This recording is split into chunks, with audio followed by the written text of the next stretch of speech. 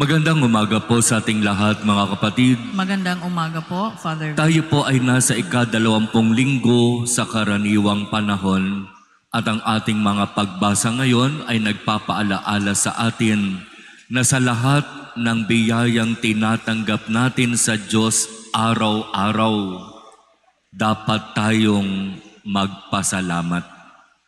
Yun lamang tayo ay nagising sa umaga.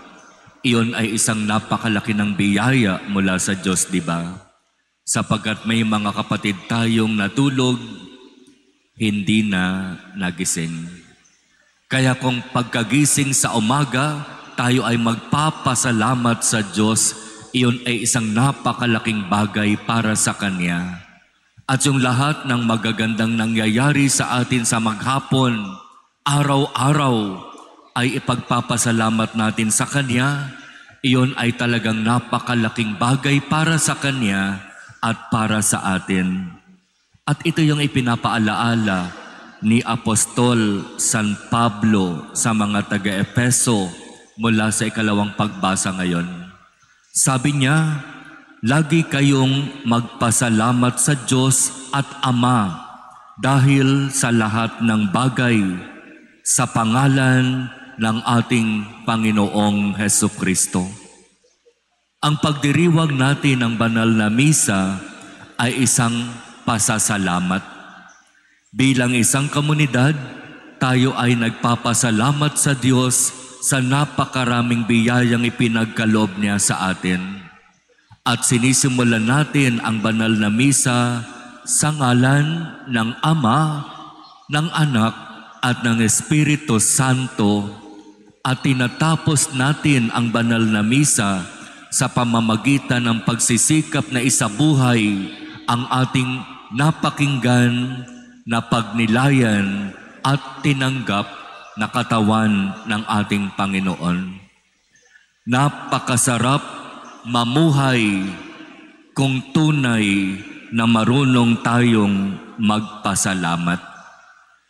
Pangalawa, sinasabi ni San Pablo na lahat tayo ay pinagkalooban ng Diyos ng kanya-kanyang karunungan.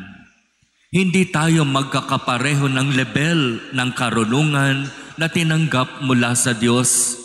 Siguro sasabihin ng iba, ay si ganito, napakagaling yan, napakatalino, marunong, madiskarte, maraming alam. At siguro sasabihin natin dun sa ilan, iyan, okay lang naman siya. Marunong naman din. Nakakasunod naman din. Marunong din naman kahit papaanong dumiskarte. Pero ang mahalaga, bawat isa tumanggap mula sa Diyos ng sapat na karunungan para mabuhay. Pero ang ipinapaalaala ni San Pablo sa ikalawang pagbasa, gamitin natin ang karunungang tinanggap natin mula sa Diyos, hindi para sa sarili lamang. Gamitin natin ang karunungang iyan sa lalong ikaluluwalhati ng Diyos. Sapagkat ang lahat ng biyaya na ibinigay ng Diyos ay hindi pang sarili.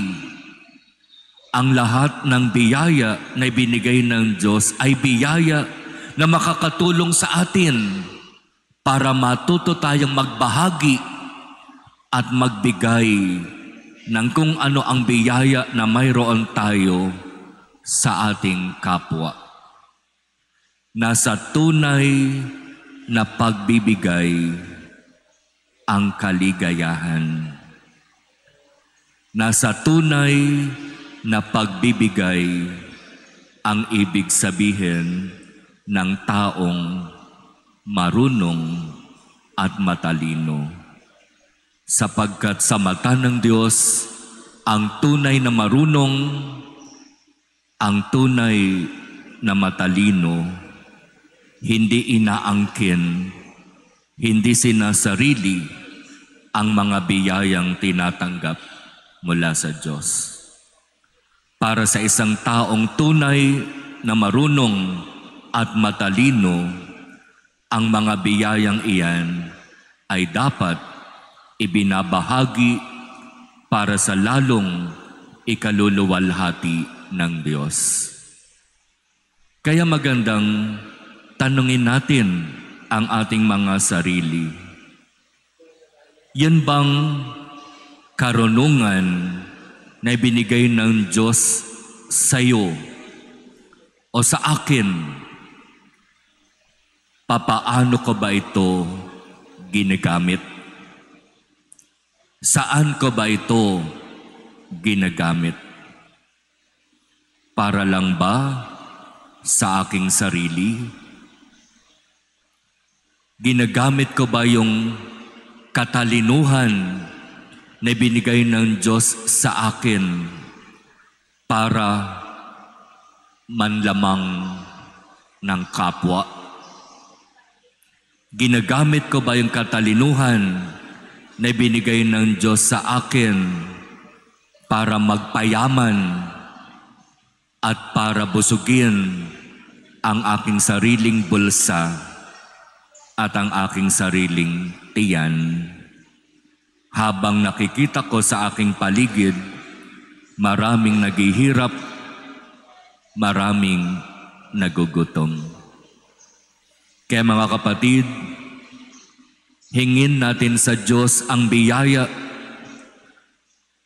na maging marunong at matalino tayo ayon sa Kanyang inaasahan sa atin.